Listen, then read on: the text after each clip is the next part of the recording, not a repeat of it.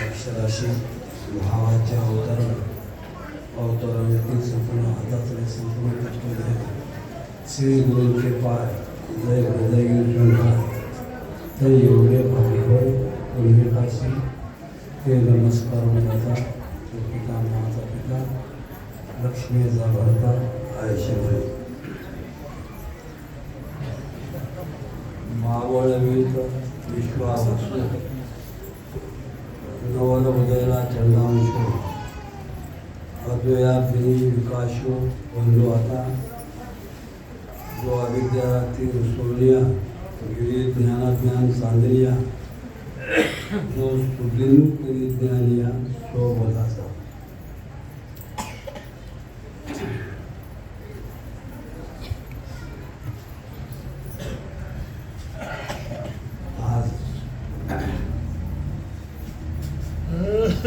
सद्गुरु मोहिते गुरुजी यांच्या समाधीसमोर समाधीस्थळी आणि श्री स्वामी समर्थ महाराज यांच्या समोर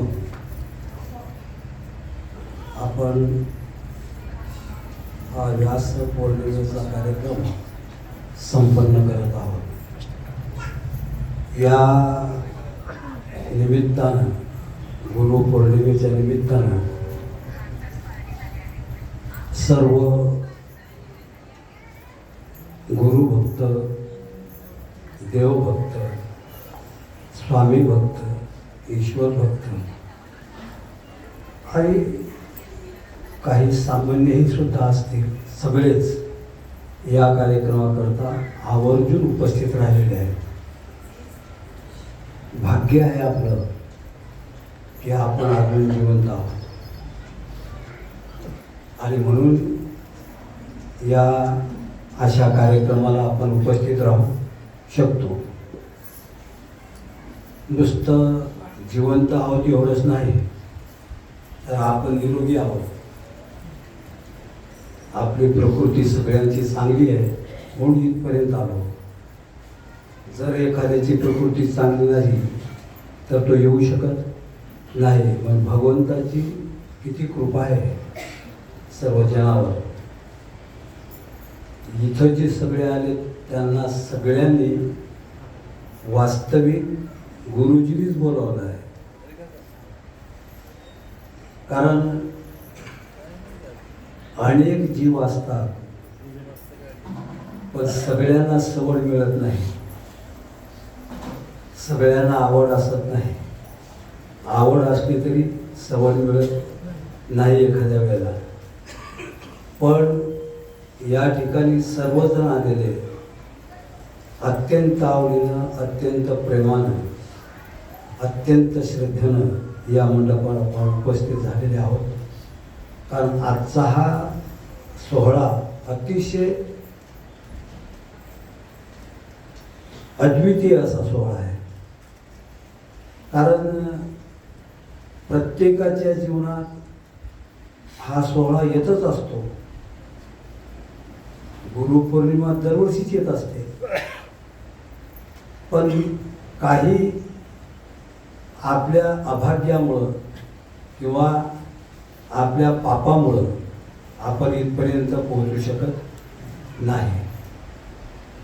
पण आज आपण बहुसंख्य या ठिकाणी उपस्थित झालो आहोत.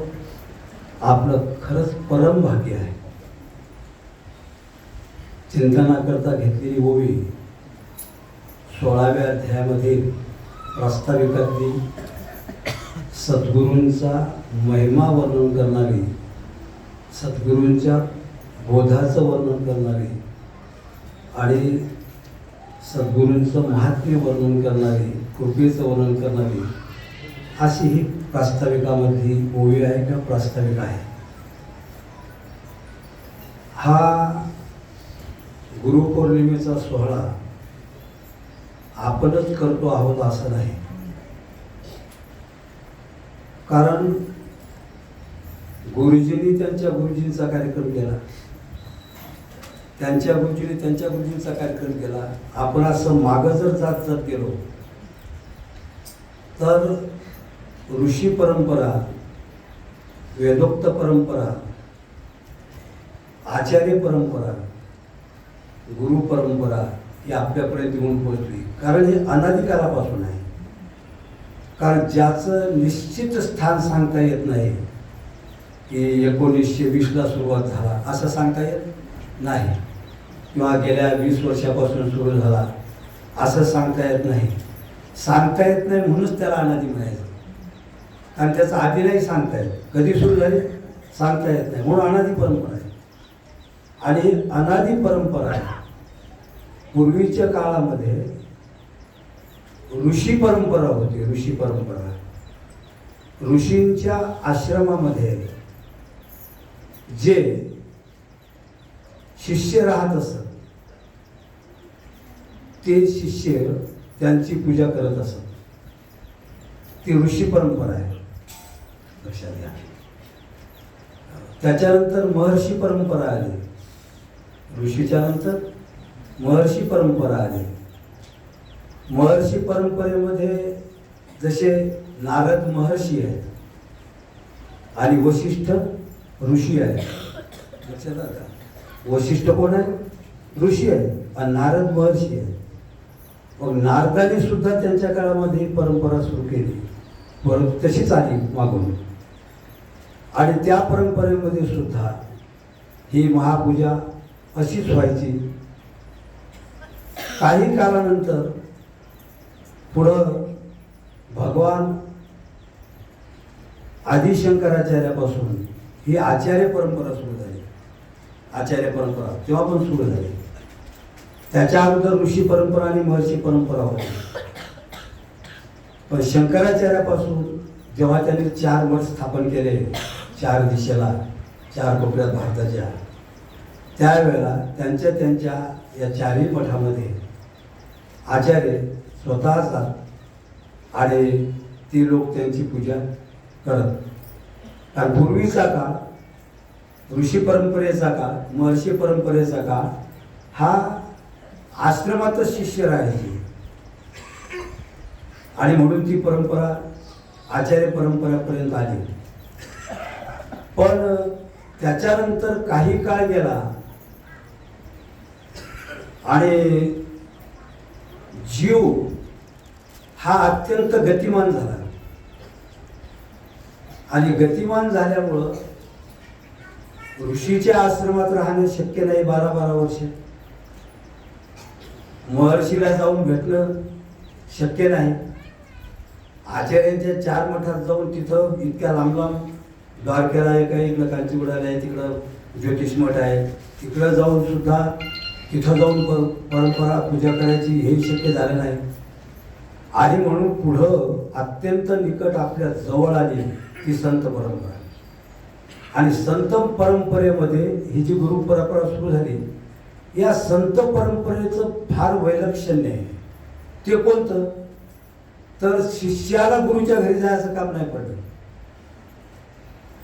संतच गुरु शिष्याच्या घरी आले, अशी परंपरा सुरू झाली. पुढे शिष्यच काय करायचे, ते गुरुच काय करायचे, शिष्यांच्या गावात जायचे आणि तिथं एकत्र मग बाकीचे सगळे शिष्य मिळायचे आणि त्यांनी त्यांची पूजा सुरू करायची. किती सोपं कार्य आपल्यापर्यंत आलं वास्तविक पाहता.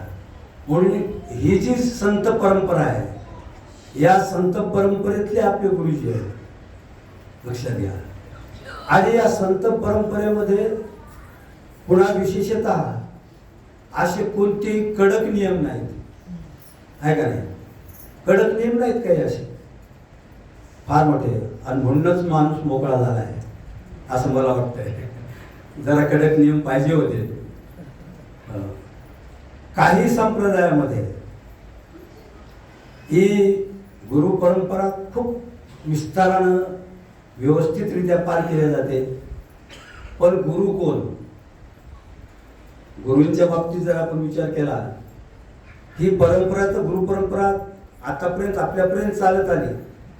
आपले गुरुजी स्वतः कव्यात जायचे, आणि कव्यातली शिष्यमंडळी तिथे यायचे, मग शिष्याच्या गावात जाऊन पूजा घेतली, गुरुलाच तिथं जावं लागलं, आहे का नाही? म्हणजे ही त्यांची दया आहे, लक्षात ठेवा. ही त्यांची दया आहे की 100 लोक माझ्याकडे आल्यापेक्षा मीच एकटा तिथे जातो, म्हणजे 100 लोकांना त्रास होणार नाही. एवढं अंतःकरण विषारे महाराज त्यांचं, लक्षात घ्या.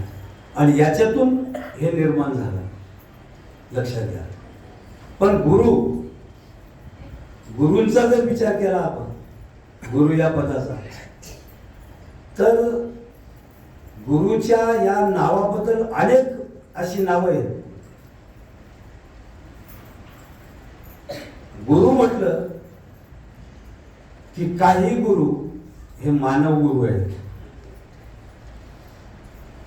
काही गुरु हे राक्षस गुरु आहेत, काही गुरु हे देवगुरु आहेत, काही गुरु हे तांत्रिक गुरु आहेत, काही गुरु सद्गुरु आहेत, आणि एखादा गुरु हा जगद्गुरु आहे.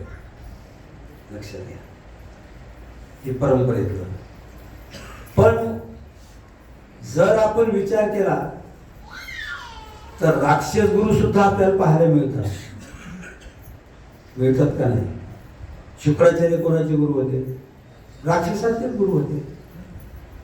म्हणजे द्वेष शिकवणारे त्यांना राक्षस गुरु म्हणा, मग तो आजच्या काळातला असला तरी, है का नाही? या काळात जरी एखाद्या गुरुचा द्वेष करत असेल, एखादा गुरु दुसऱ्या गुरुचा द्वेष करत असेल, तर त्याला राक्षस गुरु म्हणायला काही हरकत नाही. कोणत्याही काळात ते लक्षण लागू शकते. काही तांत्रिक गुरु आहेत. तांत्रिक गुरु म्हणजे काय? विशेष तंत्राचा उपदेश करणारे. बागेश्वर बाबासारखे तंत्रविद्या कुठेतरी दाखवायचा चमत्कार, लोक आपल्याकडे आकृष्ट करायचे आणि गुरुपद घुसवायचं. त्याच्यानंतर हे काही मांत्रिक गुरु, काही आपण जे म्हणतो मानव गुरु. या मानव गुरुमध्ये, माणसाच्या गुरुमध्ये त्यांना काही लक्षण लागत नाही, काय नाही, आणि शास्त्रांत त्याचं वर्णनही केलेलं नसते. पण तरी सुद्धा उपनिषदाने आपल्याला गुरु या पदात मात्र काही व्यक्तींची नावं आहेत. मातृदेवो भव, पितृदेवो भव, आचार्य देवो भव, लक्षात घ्या, अतिथी देवो भव. या 4 लोकांचं वर्णन हे देव म्हणून वर्णन केलेलं आहे. मग कशामुळे केलंय? कारण हे सुद्धा आपल्याला काहीतरी उपदेश करतात, काहीतरी सांगतात. आपली खरी गुरु पहिली जन्मल्याबरोबर आपली आई हीच गुरु आहे. कारण आपल्याला बोटाला धरून चालायचं कोणी शिकवलं? आपल्याला बोलायचं कोणी शिकवलं? आपल्या आईने शिकवलं. लक्षात ठेवा. चांगलं वाईट काय आहे याचं विवेक सुद्धा कोणी शिकवला? खरं म्हणजे आईने शिकवला. आणि जी आई चांगला आणि वाईटाचा विवेक सांगत नसेल तिलाही राक्षस गुरु म्हणायला काही हरकत नाही. पण जी शिकवते ती मात्र नक्कीच या मानव गुरुमध्ये आपली आई सुद्धा आहे. नंतर पितृदेवो, कारण पित्याला सुद्धा आपण गुरु मानतो, त्यांनी सुद्धा आपल्याला शिकवलंय. पण जे वडील दारू पियाचं शिकवत असतील त्यांना सुद्धा गुरु म्हणून म्हणायचं काही कारण नाही. अतिथी देवो, अतिथी सुद्धा गुरुच आहे. कारण तो सुद्धा सांगतोय की बघा मी तुमच्या दरुजात आलोय, न सांगता सांगतोय, पण तुम्ही जर मला काही दान दिलं नाही तर मी तुमची सुकृताची संपत्ती घेऊन जातो अदृश्य रूपाने. म्हणून अतिथी देव सुद्धा गुरुच आहे. कारण तो शिकवतोय आपल्याला, मी जर परत गेलो तर तुमच्याजवळ तुमची सुकृत ठेवणार नाही. आणि आचार्य देव, आचार्य देव आहे ते सुद्धा गुरुच आहे. आचार्य आहे ते गुरुच आहे. त्या आचार्यामध्ये गुरु, श्री गुरु, सद्गुरु आणि जगद्गुरु. आचार्यामध्ये सुद्धा काही जे गुरु आहेत, गुरु एक वेदाध्ययने गुरु, एक काय करतो, फक्त वेदाध्ययन शिकवतो, त्याला गुरु म्हटले जाते. भागवतामध्ये वय आहे. एक आगमनाने उदाहरण, म्हणजे काही शास्त्र शिकवणारे गुरु आहेत, काही वेद शिकवणारे गुरु आहेत, त्यांना सुद्धा गुरुच म्हटल्या जातं. शाळेतल्या शिक्षकांना सुद्धा गुरुच म्हटल्या जातं, तर ते सुद्धा आपल्याला विद्या देतात, लक्षात घ्या. म्हणून हे सगळे गुरु आहेत. काही श्रीगुरु आहेत. वास्तविक श्रीगुरु जिथं जिथं तत्वज्ञानाचा उपदेश केला तिथं तिथं श्री शब्द जरी आला तरी ते सद्गुरूच आहेत, कारण संत वाङ्मयामध्ये ते शब्द आले. पण श्रीगुरु याचा अर्थ आज सगळ्या भागवतकारांचा त्यात प्रवेश आहे, पुराण सांगणाऱ्यांचा त्याच्यात प्रवेश आहे. कारण सगळे काय सांगतात, तुम्ही एक बेलाचं पान वाहिलं तर तुम्हाला इतकी संपत्ती मिळेल. तुम्ही जर चुळाभर पाणी वाहिलं, एक लोटा पाणी आणि एक बेलाचं पान वाहिलं की तुमचा कॅन्सर बरा होईल. चांगली गोष्ट आहे. जर याने जर कॅन्सर बरे झाले असते तर या विज्ञानाचं हे डॉक्टर लोकांचं काही कामच पडलं नसतं. मला वाटतं आशा महाराजांची भागवतच तिथं ठेवा दवाखान्यात, आहे का नाही? म्हणजे दवाखान्यात जर ठेवले तर लोकांचे रोग तरी निवृत्त होतील ना, लोकांना खर्च लागणार नाही, थोड्या पैशात काम होईल. आपण एक कथा ऐकायची, मोकळं व्हायचं रोगातून. लक्षात ठेवा, हे जे आहे ना, ही फक्त अंधश्रद्धा पसरवणारे गुरु, अंधश्रद्धा पसरवणारे गुरु आहेत फक्त. लोकांच्या श्रद्धेचा, लोकांच्या विश्वासाचा उपयोग आपल्यासारखा करून घ्यायचा आणि त्यांना अंधश्रद्धेमध्ये लोटायचं. असे अंधश्रद्धेत लोटणारे सुद्धा पुष्कळ गुरु आहेत, पण त्या गुरु या पदाला मात्र प्राप्त होत खरे गुरु नाहीत ते. आता संप्रदायामध्ये, काही संप्रदायामध्ये ग्रंथाला गुरु म्हटलेले. शिखामध्ये ग्रंथ गुरु साहिबा मानलेले, ग्रंथाला त्यांनी गुरु मानलेले आहेत. तुकाराम महाराजांची गाथा गुरुच आहे, ज्ञानेश्वर महाराजांची ज्ञानेश्वरी गुरुच आहे, नाथ महाराजांचं भागवत गुरुच आहे, उपनिषद गुरुच आहेत, काय प्रश्न आहे. पण जीवा करता ग्रंथगुरूची तितकी आवश्यकता नाही मला वाटते. कारण जर प्रत्यक्ष सजीव रूपात गुरु नसले आणि त्याने जर त्या गुरुने जर ग्रंथ आपल्याला सांगितला नाही तर ग्रंथाचं अवलोकनच होणार नाही. आणि दुसरी गोष्ट, साधक कुठं चुकला आहे, साधकाची कुठं उणेपणा आहे, हे ग्रंथ सांगत नाही. तर देहात असणाऱ्या गुरुची जास्त आवश्यकता आहे, कारण तेच गुरु आपल्याला गालात थापड आणून सांगू शकतात की तू इथं चुकला. लक्षात आलं का? तू इथं चुकला. कोण सांगू शकते?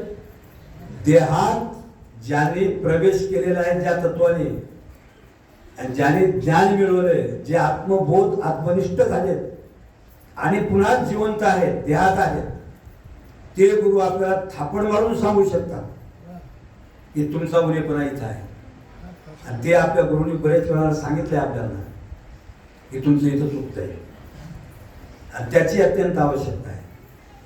म्हणून ते श्री गुरु आहे, लक्षात ठेवा. सद्गुरु कुणाला म्हटलेलं आहे? आपण भागवतात तेव्हा नेहमीच वाचतो, जो मिळवी सद्वस्तू ते तया ते श्री गुरु सद्गुरु श्रीकृष्ण माने. जो सत्य वस्तूला प्राप्त करून देतो तो सद्गुरु. लक्षात घ्या, असे काही सद्गुरु असतात. आणि या जगात फक्त दोनच जगद्गुरु झाले, तीनच झाले पण आपल्या याच्यात ऐकल्या. जगद्गुरु कृष्ण मोंदे, जगद्गुरु कारण जगाला त्यांनी उपदेश केला. जगद्गुरु शंकराचार्य, भगवान शंकराचा अवतार. आणि जगद्गुरु तुका अवतार नामयाचा. बाकीच्यांना एखाद्या संप्रदायाच्या पदावर जरी त्यांना बसवलेलं असलं तरी सुद्धा त्यांना जगद्गुरु म्हणता येत नाही. कारण जगद्गुरूची व्याख्याच अशी आहे, सगळ्या जगाला जगद्गुरु जगाचे ते गुरु आहेत. आणि एका विशिष्ट संप्रदायापुरतच जर एक म्हणजे अहंभाव निर्माण करत असतील तर त्या जगद्गुरु म्हणता येईल का? नाही म्हणता येईल. म्हणून जगद्गुरु हा सर्वसमावेशक असतो. आणि कृष्ण म्हणजे जगद्गुरु असल्यामुळं त्या जगद्गुरूंनी प्रत्यक्ष ज्ञानेश्वरीमध्ये या सद्गुरूचं वर्णन केलेले 16व्या अध्यायात. ते असे महाबळवित विश्वा वासू नवल उदयला चंडाविषू अद्वया दिनविकाशू वनवाता. हा सद्गुरू अलौकिक आहे. त्याला सूर्यांचं रूपक केलेलं आहे. सूर्याचं की अलौकिक सूर्य आहे. अलौकिक सूर्य कारण साधका करता आपण सगळे या जगात राहतो, विश्वात राहतो, पण विश्वाचा कधीच आपण विचार करत नाही आणि विश्वही आपला विचार करत नाही. विश्वही आपला विचार करत नाही. त्यांना काही गरजच नाही आपला विचार करायची. आपण कोण गेले बाबून त्यांनी आपला विचार करावा म्हणून ऐका नाही. पण आपण मात्र विश्वाचा विचार केला पाहिजे. कोणी केला पाहिजे? मुमुक्षुनी तरी केला पाहिजे, साधकांनी केला पाहिजे. लक्षात घ्या, सामान्य जीव जगाच्या विचाराचा प्रश्नच नाही त्यांच्याकडे. त्यांना फक्त एकच माहित आहे, अर्थ आणि काम. सामान्य जीवाला अर्थ आणि काम एवढंच माहित आहे. फक्त पैसा कसा मिळवायचा आणि ऐश्वर्य कसं भोगायचं, हे दोनच धर्म त्यांच्या पुढे उभे आहेत. म्हणून एवढं भ्रष्टाचाराचं हे व्यापकता झालेली आहे. भ्रष्टाचार व्यापकता का झाली? अर्थ आणि काम. कारण अर्थ असल्याशिवाय काम भोगता येत नाही आणि काम भोगायचं असेल तर अर्थ पाहिजे. म्हणून या दोन पुरुषार्थावर सगळ्या जगाने लक्ष केंद्रित केलेलं आहे. आणि ज्यांनी याच्यावर लक्ष केंद्रित केलेलं आहे ते त्यांच्या पाठीमागं लागले. आणि मग कुठं भ्रष्टाचार करावा त्याचं काही भान कोणालाही राहिलं नाही. हे भारत देशाचं दुर्दैव आहे. त्याला इलाज नाही, आपला कोणाचाच इलाज नाही. पण आपल्याला जर खऱ्या सद्गुरूकडून ज्ञान प्राप्त करून घ्यायचं असेल तर आपण मात्र जगाचा विचार केला पाहिजे. आणि जगाचा विचार करायचा असेल तर जगात आपण धर्म पाळला पाहिजे. आपण धर्माचं अनुष्ठान केलं पाहिजे. चिंता करतो या विश्वाची, चिंता करतो या विश्वाची. रामदास स्वामी. हा, चिंता करीतो या विश्वाची, चिंता करतो या विश्वाची, चिंता करीतो या विश्वाची. पुढे काय आहे सांगा? चिंता करतो या विश्वाची. आपण विश्वाची चिंता करतो, पण संत मात्र विश्वाची चिंता करतात. संत कोणाची करतात चिंता? विश्वाची. संतांना वाटतं हे सगळे मुक्त झाले पाहिजेत, आहे का नाही? संतांची काय इच्छा आहे की सगळ्यांनी परमार्थ केला पाहिजे, सगळे मुक्त झाले पाहिजेत. ही संतांची इच्छा आहे. लक्षात घ्या, कारण ते विश्वाची चिंता करतात आणि जीव मात्र स्वतःची पण चिंता करत नाही.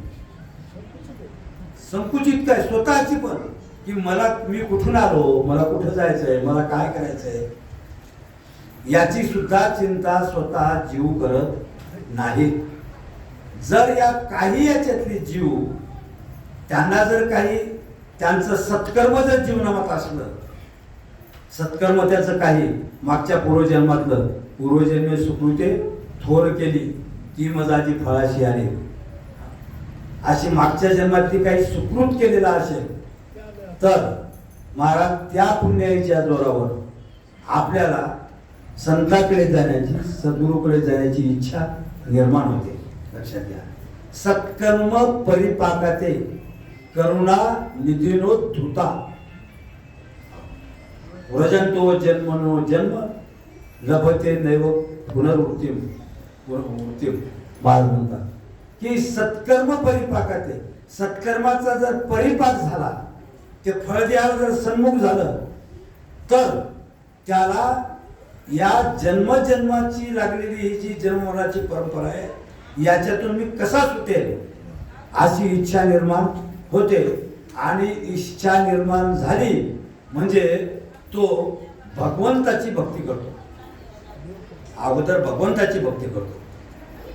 भगवंताची भक्ती अतिशय श्रद्धेनं, अतिशय विश्वासाने त्याचं जर नामस्मरण केलं, अतिशय विश्वासानं, तर भक्तिपूर्वक, त्याला काय लागत नाही, देवाला काही लागत नाही. देवाला काय लागतं? फक्त आपली श्रद्धा लागते. फक्त श्रद्धा लागते. श्रद्धा, विश्वास लागतो. देवाच्या ठिकाणी जर विश्वास असला ना, तर देव आपल्याला काही गोष्टी देऊ शकतो. गुरुजी सांगायचे, तुम्ही देवाकडे 4 पाऊल पुढे चला म्हणजे देव 100 पाऊल आपल्याकडे येतो. काय म्हणायचे? तुम्ही 4 पावलं गुरु देवाच्याकडे टाका म्हणजे तो 100 पावलं आपल्याकडे टाकतो. पण महाराज, आपल्या मागे इतकी कटकटी आहे, संसाराचं इतकं ओझं आहे का नाही, की त्या ओझ्याखाली आपला जीव गुदमरून चाललाय, पण त्याच्यातून सुटका मिळतच नाही. लक्षात घ्या. पण वेळेत वेळ काढून आपण या मनुष्य जीवाला आलो तर त्याचा आपण फायदा करून घेतला पाहिजे.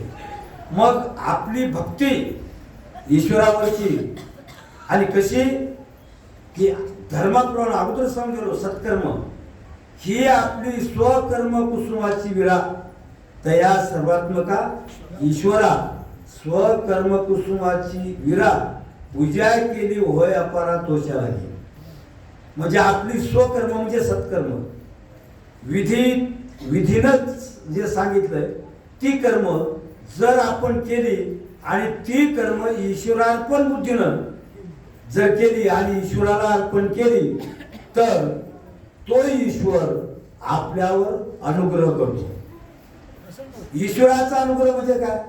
ईश्वराचा अनुग्रह म्हणजे तो सद्गुरूची भेट घालून देतो. ईश्वराचा अनुग्रह म्हणजे काय? तो सद्गुरूची भेट घालून देतो. आणि सद्गुरूचा अनुग्रह म्हणजे काय? ते देवाचं ज्ञान करून देतो. असं आहे. हे एकमेकाच्या कडे आहे. साखळी दसत्यानं एकाकडे दुसरीकडे, दुसऱ्याकडे तिसरीकडे, तसं काम आहे. ईश्वराचा अनुग्रह झाला म्हटलं, आपल्यावर ईश्वराचा अनुग्रह आहे. कशावरून? आपल्याला सद्गुरू भेटले म्हणून. बस, दुसरं काय, बाकी काय पाहायचं नाही. कारण आपल्याला अधिकारी सद्गुरूची प्राप्ती झाली म्हणून आपल्यावर ईश्वराचा अनुग्रह झाला हे मानायला काहीच हरकत नाही. लक्षात घ्या. म्हणजे आता आपण कुठपर्यंत आलो? ईश्वराचा अनुग्रह झाला, सद्गुरूपर्यंत आलो. पण सद्गुरूकडे आल्यानंतर आपली जबाबदारी आहे. सद्गुरूकडे आल्यावर आपली जबाबदारी आहे. इथं जे यायचं आहे, तर याच्यात 2 गोष्टी आहेत. एक, गुरुविषयी कृतज्ञता व्यक्त करणं. कृतज्ञता आपण तर, कारण आपण ठेवीचा अपायी जीव थोडा. आपण काय ऋणातून उत्तीर्ण होऊ शकतो का? ऋणातून उत्तीर्ण होऊ शकत नाही. जीव जरी दिला आपण तरी आपण उत्तीर्ण होऊ शकत नाही. मग आपलं एकच काम आहे, फक्त कृतज्ञता व्यक्त करण्याकरता यायचं आहे. जर आपण इथं आलो नाही तर काय होईल? सद्गुरू म्हणजे गुरुभक्त जरी इथं आले नाही तर काय होईल? इथं आले तर पुण्य मिळणार नाही. शब्द लक्षात घ्या. इथं नाही आले, इथं आले तर पुण्य मिळणार नाही, पण पाप लागल्याशिवाय राहणार नाही. पाप लागल्याशिवाय राहणार नाही. लक्षात घ्या. आपण इथं जर आले आणि कृतज्ञता व्यक्त जर केली आणि इथं जर कार्यक्रम असला तर मात्र बोधाची उजळणी झाल्याशिवाय राहत नाही. त्याच्याकरता इथे यायचं. आपल्या तत्वाची ओळख म्हणजे उजेडी झाल्याशिवाय राहत नाही, त्याच्याकरता इथे यायचं आहे. म्हणून आपण इथं आलो, लक्षात घ्या. मग आपली एक जबाबदारी आहे. कारण शास्त्र सांगते देव द्विज गुरु प्राज्ञ पूजनम शौच मार्जवम. देव द्विज गुरु यांचं काय करावं? पूजन करावं, पूजा करावी. लक्षात घ्या, अत्यंत प्रेमानं पूजा करावी, अत्यंत भावानं पूजा करावी. मी उपचारे कौनाई का देव म्हणतात आणि ते खरंच आहे, पण त्याच्या मागे दुसरं कारण आहे. मग त्याचा अर्थ असा आहे की उपचार करू नये असं नाही, पण उपचार करताना त्याच्या मागे भाव ठेवून उपचार केला तर ती पूजा सार्थ आहे. आणि उपचारामध्ये कितीही उपचार केले आणि भाव नसला तर त्या पूजेला काही अर्थ नाही, हा सांगण्याचा तात्पर्य त्याच्यात आहे. आणि म्हणून देवाची, आचार्याची, सद्गुरूची आपण पूजा केली पाहिजे, अवश्य पूजा केली पाहिजे. पूजा कारण ती पूजे रिझेलेली ज्ञानेश्वर म्हणतात, ती पूजे रिझे आणि पसायदान देईजे. कारण जर त्यांची पूजा केली तर त्या आपल्याला पसाय देतात, म्हणजे प्रसाद देतात. पसायदान संतुष्ट होतात ते, आणि संतुष्ट होऊन पसायदान देतात. ज्ञानेश्वर महाराजांनी शेवटी निवृत्तीनाथ महाराजांची पूजा केली. आता विश्वात्मक हा माझा तो अवधरू वाक्पूजा. देवा, मी माझी वाक्पूजा ही सगळी तुमच्या पायावर अर्पण करतो. आणि मग ती वाक्पूजा त्यांच्या पायावर समर्पित केल्यानंतर निवृत्तीनाथ महाराज प्रसन्न झाले आणि सांगतात, मग माग तुला काय मागायचं. आणि मग त्याने मागितलंय, आता विश्वात्मक येणे वागेने तोषावे, तो शिवी मज द्यावे पसायदाने. मग त्याने मागितलंय. तसं आपण सुद्धा अत्यंत भावपूर्वक पूजा करून त्यांना संतुष्ट करून घेतलं पाहिजे. म्हणून तर सांगितलं ना, तनु मनुजीवे चरणाशी लागावे, अगर्वता करावे, दास्य सकल, आहे का नाही? तनु मनुजीवे म्हणजे ते ज्ञान पैदा बोलावे, जरी मनी आत आणावे तरी संतया बजावे सर्वस्पेक्षी. ते ज्ञान अतिशय चांगलं आहे. बरोबर म्हणजे चांगलं, अतिशय निका आहे, शुद्ध आहे, शुद्ध ज्ञान आहे. ते ज्ञान जर आपल्याला प्राप्त व्हावं असं जर वाटत असेल तर संताया भजावे सर्वस्पेक्षी. या संताची आपण सेवा केली पाहिजे, सेवा केली पाहिजे. तनानं मनानं ही सगळी आपण सेवा केली पाहिजे. आणि त्या सेवेने त्यांनी संतुष्ट केलं पाहिजे. संत फक्त सेवेने संतुष्ट होतात, पांडित्यानं संतुष्ट होत नाहीत. पांडित्यानं संतुष्ट होत नाही. थोरपणा परासाने जे इथं वित्पत्ती आघवी विसरूचे, जय जगात आकुटे होईजे जवळ माझी. थोरपण परासाने इथं आल्यानंतर आपला मोठेपणा सगळा आपण सोडून दिला पाहिजे. कसं काय आपण मोठे कुठे तसं पाहिलं तर काय मोठेपणा आपल्याजवळ बायको आठत नाही आपली, आणि काय आपण मोठेपणा सांगावं. होय, तुमचं आमचं सगळ्याच माझं काय बा, तुमचं काय असं नाही असं. म्हणजे सांगायचं तात्पर्य काय की आपल्या जीवनामध्ये खरंच आपल्या जिच्याबरोबर संसार करतो ती सुद्धा आपला ऐकत नाही. तुम्हाला काही कळत नाही म्हणते, हे सगळ्या तुमच्या सगळ्या आमच्यावरती प्रसंग नसेल आला तर एक दिवस येणार आहे. माझ्यावर आज आला तुमच्यावर उद्या येईल. एवढं फरक आहे, काय फरक नाही मोठा. वय झालं की ते पुढं पुढं तसं होत असते.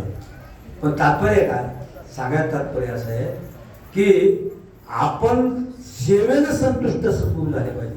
ज्ञानेश्वर महाराजांनी सेवेनं संतुष्ट केलं. काय म्हणतात ज्ञानेश्वर महाराज? म्हणतात, ज्ञानदेव म्हणे गुरुचा मी दास, नेणे साधना सान काय. ज्ञानेश्वर महाराजांनी बाकी काहीच केलं नाही, गुरुचा मी दास. मी कोणाचा दास आहे? गुरुचा दास आहे. महाराज, तुम्ही आम्ही सगळे संसाराचे दास आहोत. संसाराचे दास आहोत. मला आनंद वाटला. आमचे सासवडे सण आणि वहिनी आले इथं यावर्षी आल्या. रविवार होता, त्या सुट्टी होती, आले तेच आज गुरुजी आले. आनंद वाटला मला. वा वा, आपले बरीच मंडळी आहे आपली इथं. चांगली गोष्ट आहे. तात्पर्य काय की ज्ञानेश्वर महाराज, गुरुचा मी दास, नेणे साधना सांग काय. मी दुसरं साधन काही केलं नाही. मग काय केलं? फक्त एकच केलं, फक्त गुरुची आज्ञा पाळली. आज जीवनामध्ये एकच करावं महाराज, फक्त गुरुची आज्ञा पाळावी. कोणाची आज्ञा पाळावी? गुरुची आज्ञा पाळावी. बस. हा. म्हणून आज कितीतरी वय सांगते तिला आपल्याला की जर आपल्या जीवनामध्ये गुरुची आज्ञा जर नाही पाळल्या गेली तर आपल्यासारखे निकृष्ट आपणच आहोत.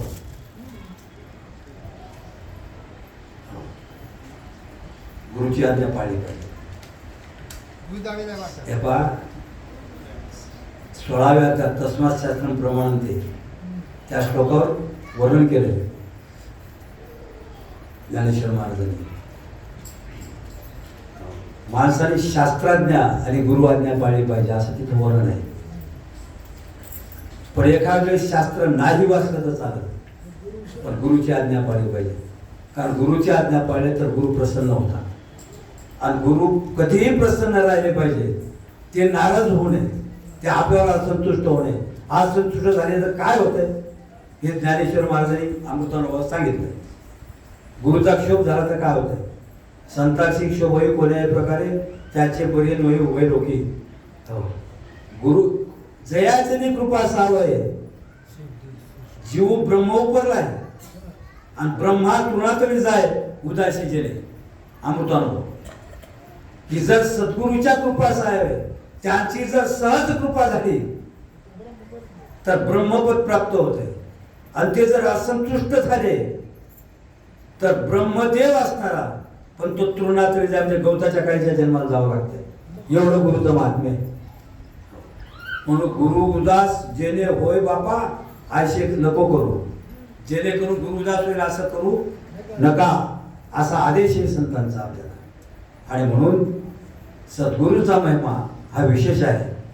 आणि आजची गुरुपौर्णिमा आहे आणि सद्गुरूला संतुष्ट करून घ्यावं, त्यांचा अनुग्रह घेतला म्हणजे संपत नाही.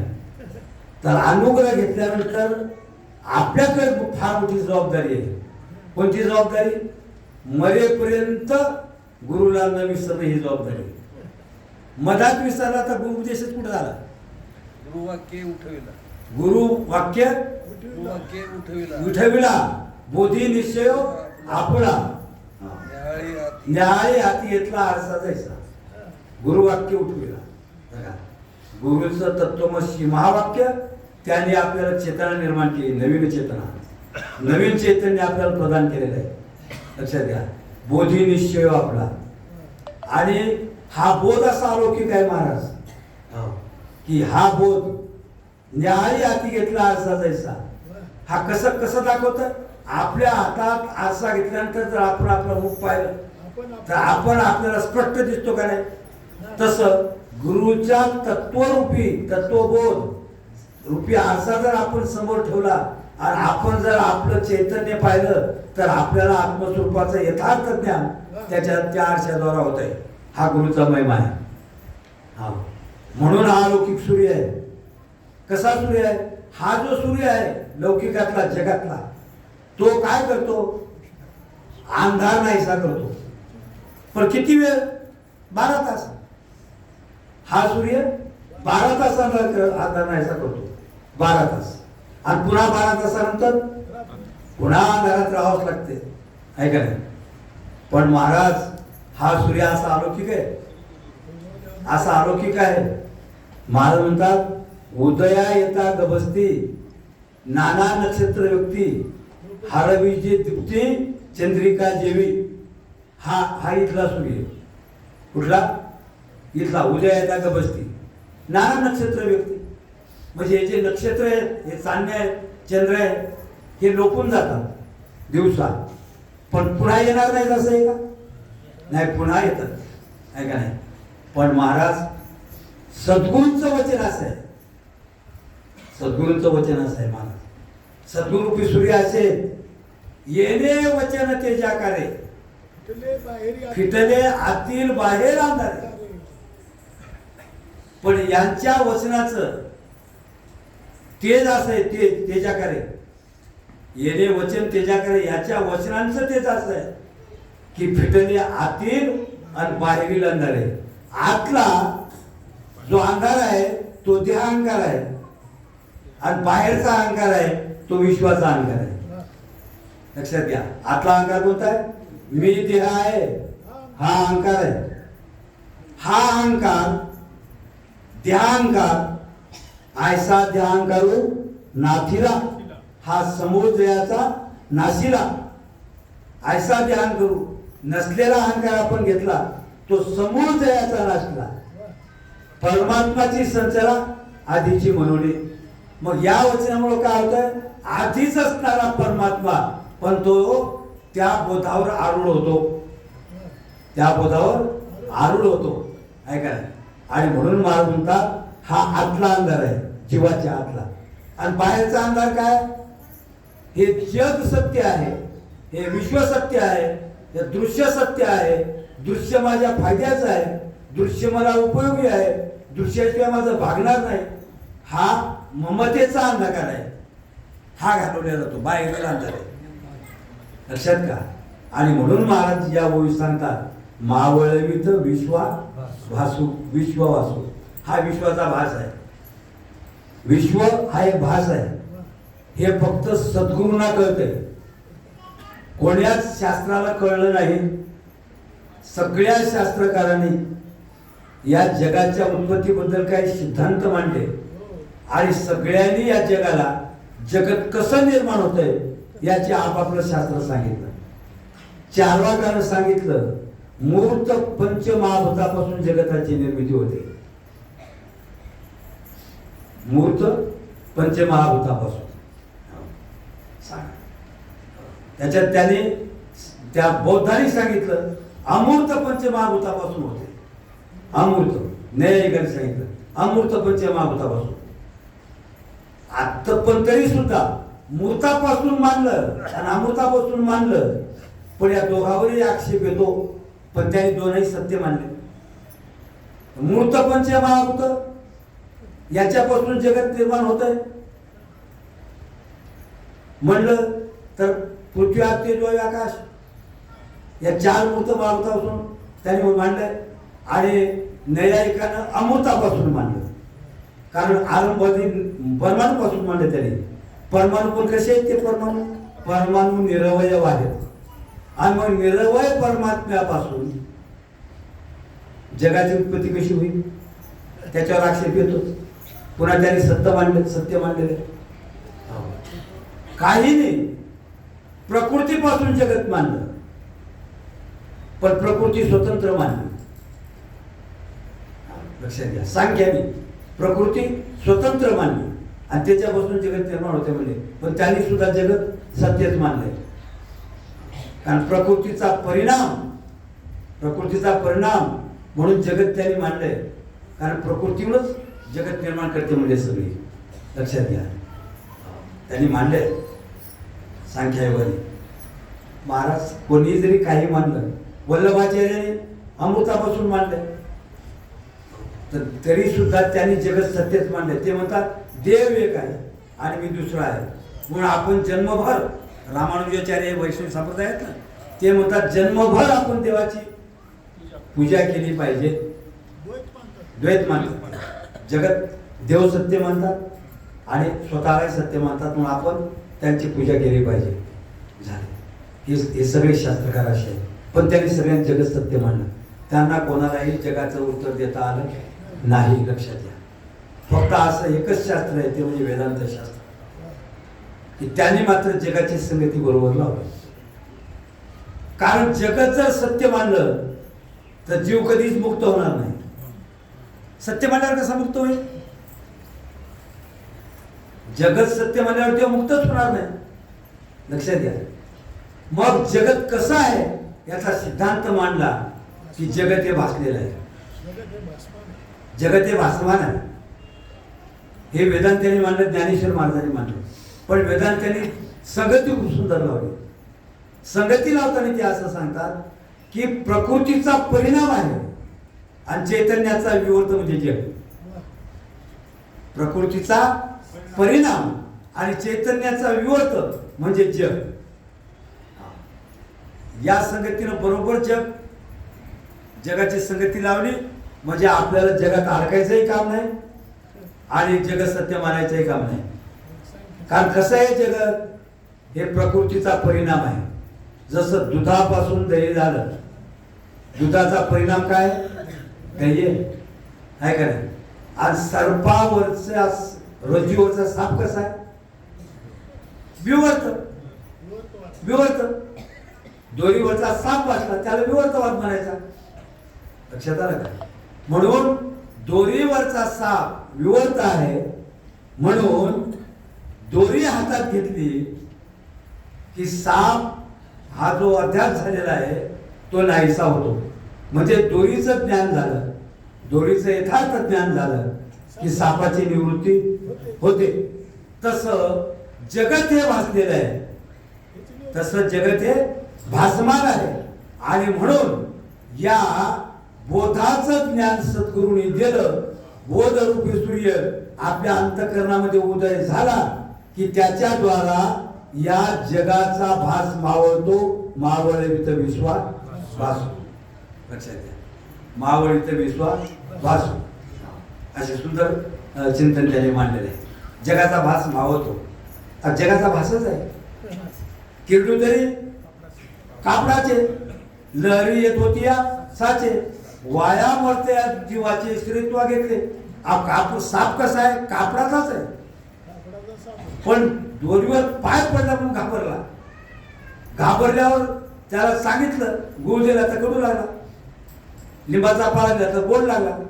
घाबरल्यामुळे लागला का साप नसल्यामुळे लागला, घाबरल्यामुळे लागला. घाबरल्यामुळे लागला. लक्षात ठेवा, आमच्या भागवतामध्ये तात्पर्य लक्षात घ्यायचं. भागवताच्या कथेचं फक्त भागवतात एक ओवी अशी आलेली आहे नाथ भागवतामध्ये.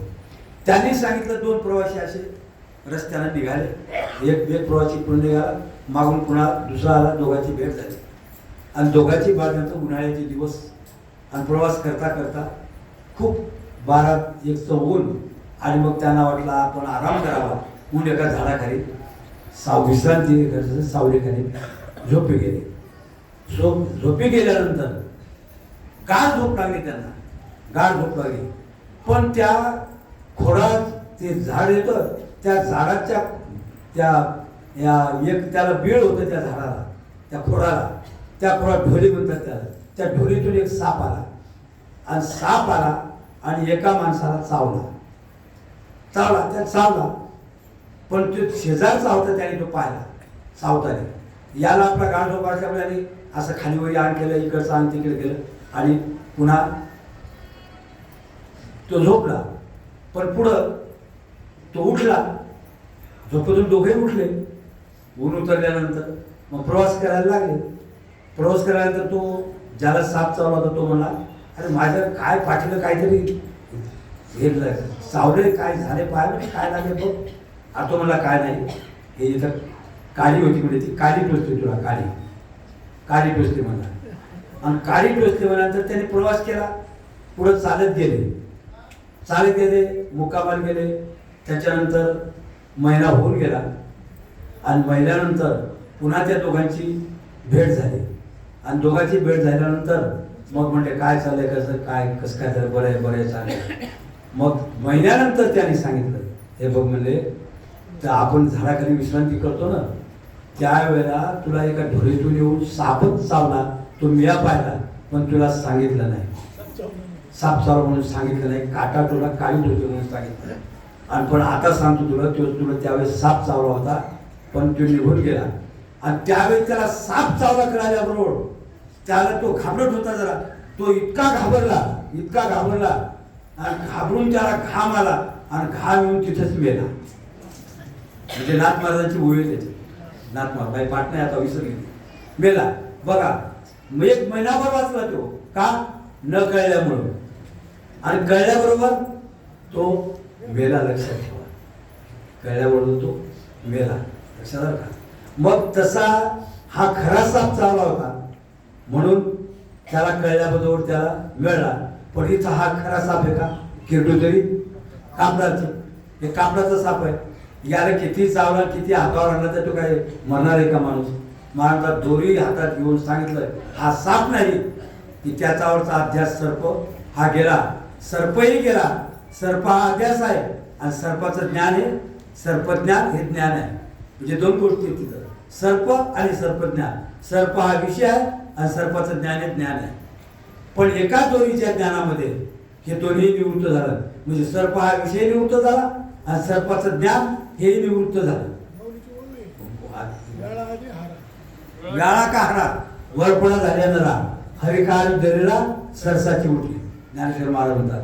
म्हणून ज्ञानेश्वर महाराज म्हणतात की असा हा जो साप, तसं इकडे हा दृष्टांत झाला. तिकडं ज्ञानेश्वर म्हणतात हे विश्व ह्या अधिष्ठान परब्रह्मावर, परमात्म्यावर भासलेलं आहे. भासलेलं आहे. कसं भासलंय ते मग आता पुढं आपलं लांबून हे का नाही महाराज कसं आहे ते. मग याचा कोणता अध्यास आहे? कारण अध्यासाचे दोन प्रकार सांगितले, एक स्वरूपाध्यास आणि एक संसर्गाध्यास. त्याचं खूप विवेचन लांब आहे, ते काय आपल्याला बघायचं नाही. फक्त एवढंच पाहू आपण. पण हा स्वरूपाध्यास झालेला आहे. स्वरूपाध्यास म्हणजे ब्रह्म अधिष्ठानावर जगताचा स्वरूपाध्यास झालेला आहे. म्हणजे ब्रह्माचं यथार्थ ज्ञान नसल्यामुळं, विशेष स्वरूपाचं ज्ञान नसल्यामुळं आणि सामान्य स्वरूपाचं ज्ञान असल्यामुळं हे आहे, हे काहीतरी आहे. तसं हा सर्प आहे, हे सुद्धा हा आहे, हे काहीतरी आहे. निश्चित सर्प आहे कळालं नाही, हे काहीतरी पडलेले आहे. म्हणून ते सुद्धा सामान्य ज्ञान आहे. आणि सामान्य ज्ञान हे ज्ञानाच्या विरोधी नसतं. त्याच्याकरता विशेष ज्ञानाची गरज आहे. म्हणजे अधिष्ठान ज्ञानाची, विशेष ज्ञानाची गरज आहे. आणि अधिष्ठानाचं विशेष ज्ञान म्हणजे काय? जे विशेष ज्ञान आहे ते कुठून येतं? ते फक्त सद्गुरूच्या मुखातून येतं. अधिष्ठानाचं विशेष ज्ञान कोण देतं? फक्त सद्गुरू देतात. कारण गुरु देतं ज्ञान. सद्गुरू वाचून सापडेला सोय, सद्गुरू वाचून संसारी तारक नशेची निष्ठंकान, कोणी इंद्र चंद्र देव ब्रह्माजी करुणी संशयाची श्रेणी छेदी केला. लक्षात घ्या, देव इंद्र असू द्या का ब्रह्मदेव असू द्या, ते सुद्धा आपल्याला आपल्या अंतःकरणातले संशय काढू शकत नाहीत. कारण ते संशयात पडलेले. स्वतः इंद्रालाच संशय आहे. मला तर कधी कधी वाटते कोण निर्माण केले कारण इंद्र चंद्र, त्यांनाच किती, त्यांच्याजवळ काय कमी आहे? त्यांच्याकडे कामही आहे, त्यांच्याकडे द्वेषही आहे. मला तर वाटतं ते काल्पनिकच देव असले पाहिजे. त्यांची कल्पनेनेच रंगवलेली असावेत ते. कारण विचार करा ना, इंद्राजवळ कमी द्वेष का? कोणी तपस्या करायला की चालत ते तपस्या बंद करायला आहे का नाही? म्हणजे आणि भित्रा इतका की बोलायचं काम नाही. जेच काल राक्षसाने स्वारी केली की पळालाच पुन्हा विष्णू कर, देवा आमचं पालन करा, आहे का नाही? म्हणजे तात्पर्य काय? भित्राई बी आहे, द्वेषी आहे, सगळ्याच देव आहे. मला वाटते स्वतः आहे का नाही? देवजाने जे स्वर्गात गेले असेल त्याला माहीत असतं. पण ही कल्पना मात्र असं किंवा जाऊ दे, आपल्याला परोक्ष एवढं कर. आपण काही स्वर्गात गेलो नाही, आलो नाही म्हणून काय माहिती, पण आपल्या दृष्टीने परोक्ष आहे. अशी अनेक ज्ञान परोक्ष आहेत. सगळी ज्ञान परोक्ष आहे तर चालतात, पण देवाचं ज्ञान परोक्ष चालत नाही. देवाचं ज्ञान परोक्ष चालत नाही. कारण आता अमेरिकेत काय चाललंय? परोक्ष आहे आपल्याला. त्याचं नाही ज्ञान झालं तर काही बिघडत, काही बिघडत नाही. पण मी कोण आहे याचं नाही कळत मात्र सगळंच बिघडत. आणि त्याच्यामुळं आपल्या स्वरूपाचं आपल्याला अपरोक्ष ज्ञान व्हावं. लक्षात घ्या. आणि म्हणजे अपरोक्ष ज्ञान जर कोण देत असतील तर अपरोक्ष ज्ञान देणारे खरे सद्गुरू आहे. आणि म्हणून महाराज म्हणतात की या ज्ञानाशिवाय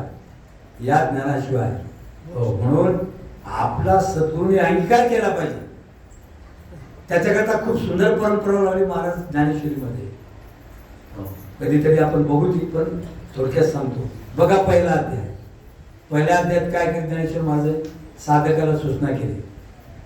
मोक्षला सूचना केली, मनोनी जाणे तेने गुरु भजीजे, तेने कृतकार्य होईजे, मूळ सिंचने सर्व शाखा बरोबर सोडले. सूचना केली की बाबा जाण त्याने गुरु होईजे, जाण त्याने गुरुकडे जावं, गुरु जावा. का बजावा? तर महाराजांनी पुन्हा पुन्हा पुन्हा अभ्यास सांगितला, पण त्याच्यात पुन्हा महत्वाचं आहे, पण गुरु भजीचे, पण गुरुला भजण्याकरता कसं भजावं, गुरुवर किती विश्वास ठेवावा ते दुसरे अभ्यास सांगितले. तू गुरु बंधू पिता, तू आमची इष्ट देवता, तुझी सदा रक्षिता आपदे आमुदे. दुसऱ्या अध्यास सांगितलं. तू गुरु पिता, काय म्हणावं गुरुला आपण, आपलं सगळं आपण नाते गुरुकडे जोडावे, हे दुसऱ्या अध्यास सांगितलं. तिसऱ्या अध्यायात अभ्यास सांगितला, लिंगपूर्वक विचार केला.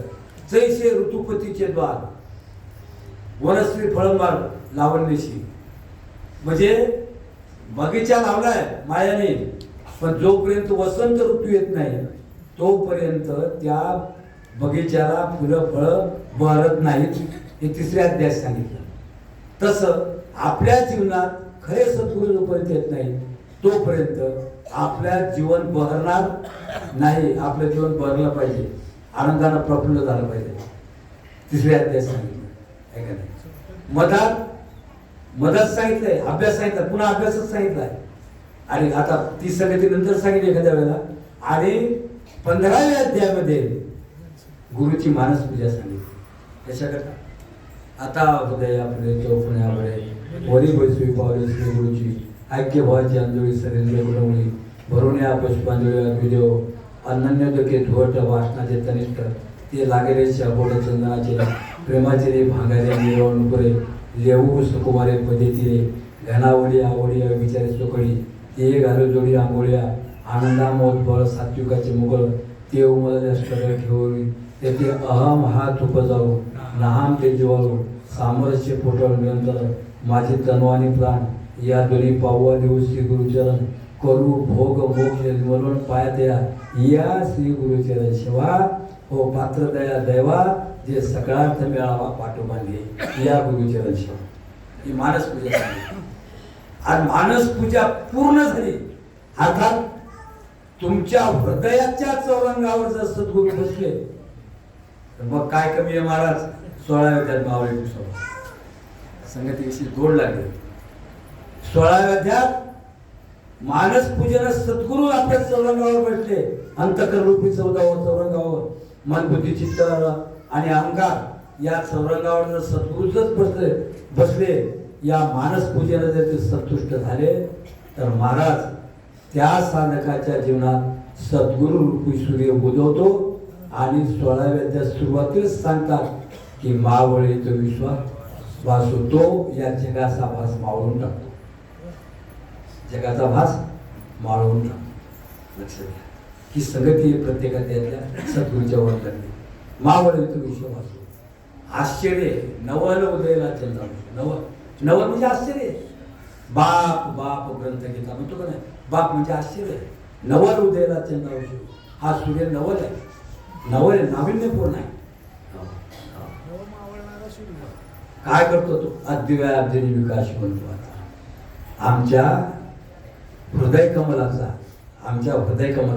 अद्वैयाब्जनी विकासू आमच्या हृदयामध्ये अद्वय रूपी कमलाचा विकास तो सद्गुरू महात्मा करतो. म्हणून त्याला आता नमो वंदू आता म्हणून त्यांना नमस्कार असो. नाहीतरी नमस्काराशिवाय आपल्याजवळ आहे काय, कारण आपण वंदन केलंच पाहिजे.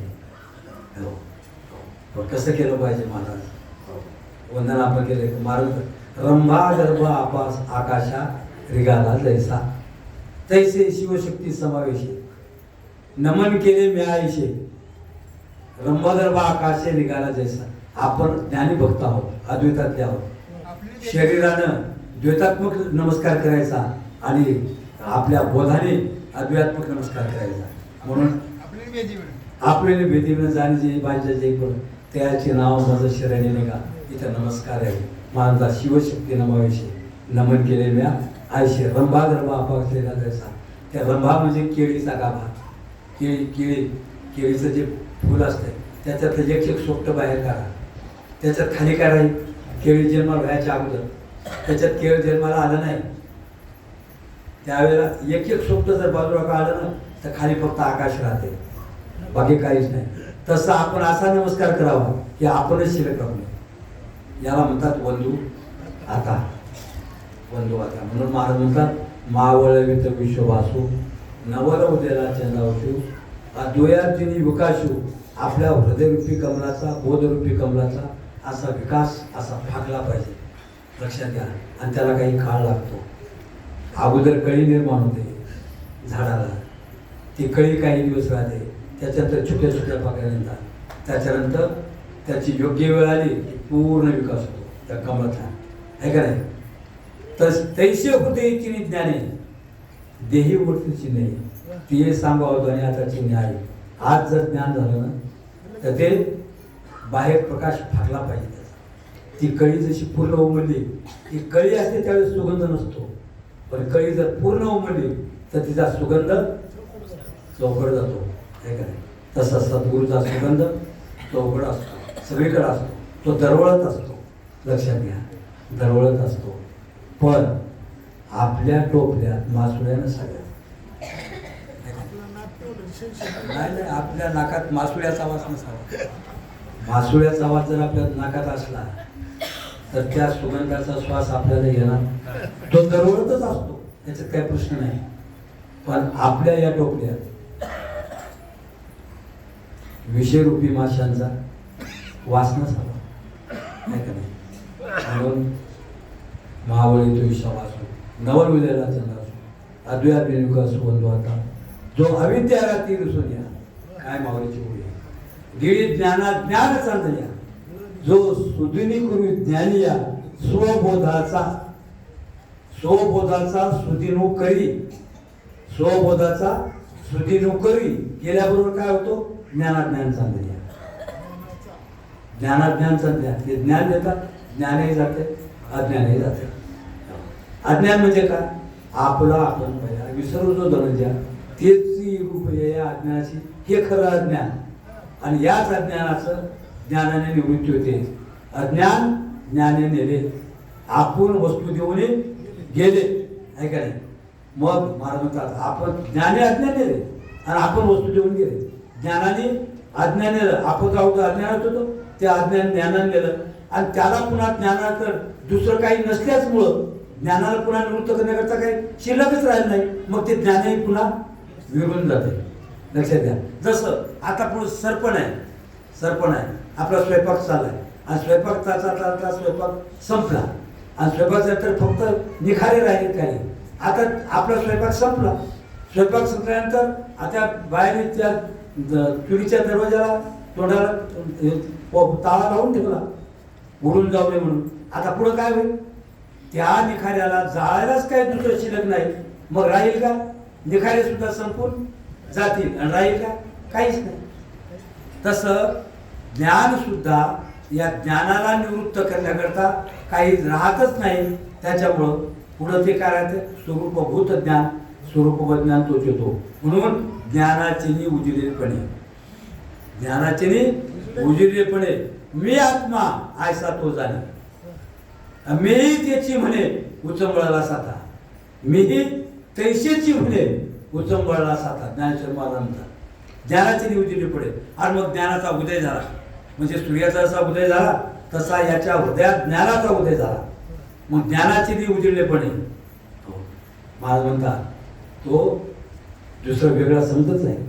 मी आत्मा आयसा तो जाणे, म्हणजे तो साधक काय म्हणतो? मी आत्मा आयसा तो जाणे, मी आत्माच आहे असं तो जाणतो.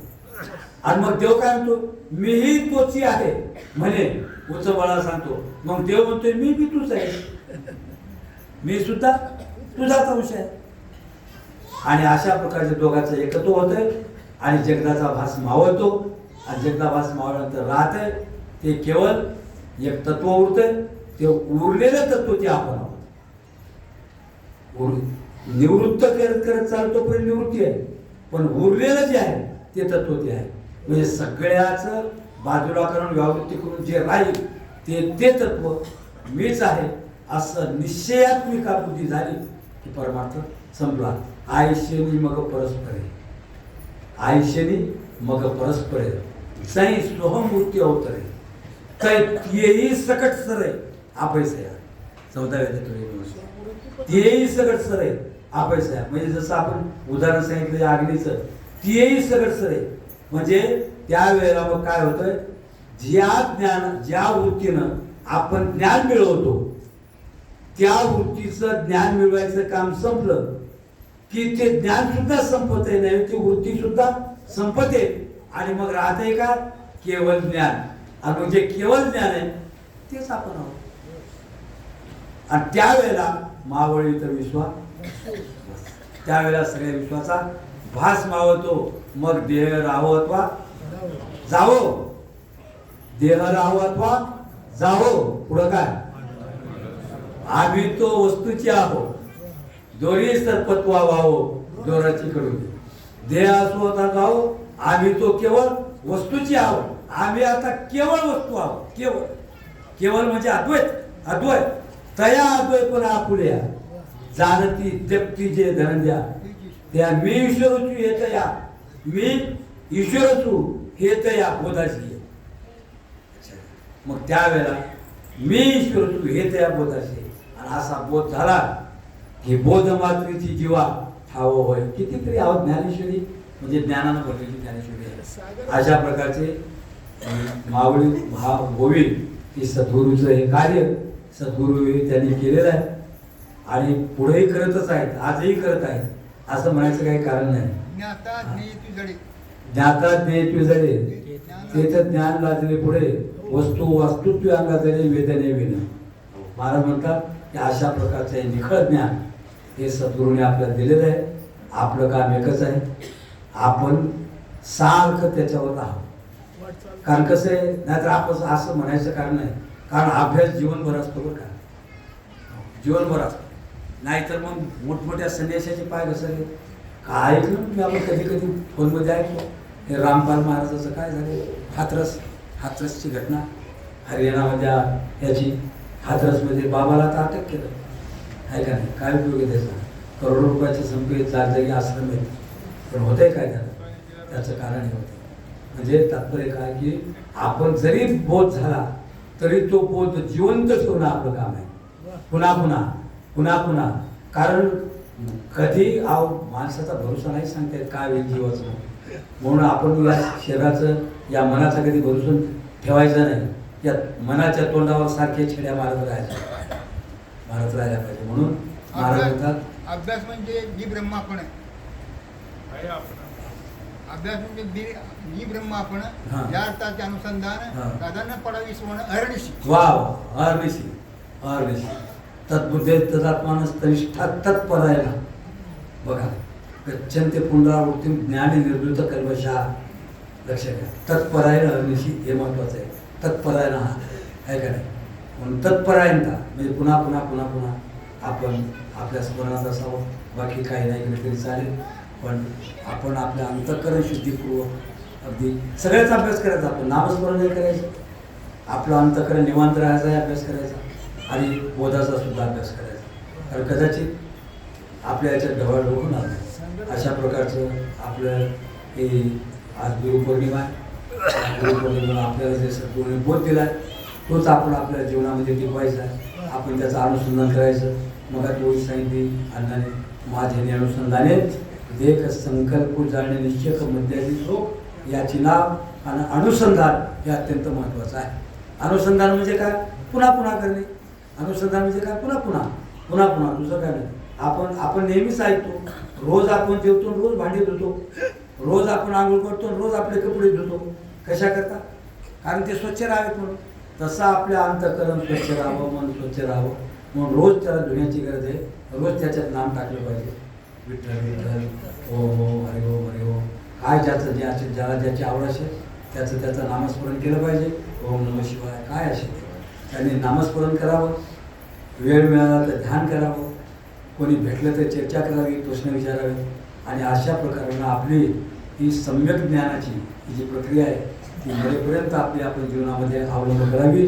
आणि सगळ्यांनी जीवनमुक्त होण्याचा प्रयत्न करावा आणि सगळे जीवनमुक्त होत आमच्यावरही सद्गुरुनाथांनी सगळ्यावर कृपा करावी आणि आम्हाला आनंदाचे डोई आनंदाचे रंग आनंदाची अंग आनंदाची अशा या बोधावर किंवा अशा स्थितीवर आम्हाला गुरुजींनी पोहोचावं अशी त्यांच्या चरणी प्रार्थना करतो आणि तुमच्या सगळ्याच्या ठिकाणी कारण सगळं तुम्ही आत्मचैतन्य तुमच्या सगळ्या ठिकाणी स्वतःही सेवा समर्पित करतो गुरुजीच्या चरणी समर्पित करतो पांडुरंगाच्या चरणी समर्पित करतो आणि या सेवेला पूर्ण विराम देतो.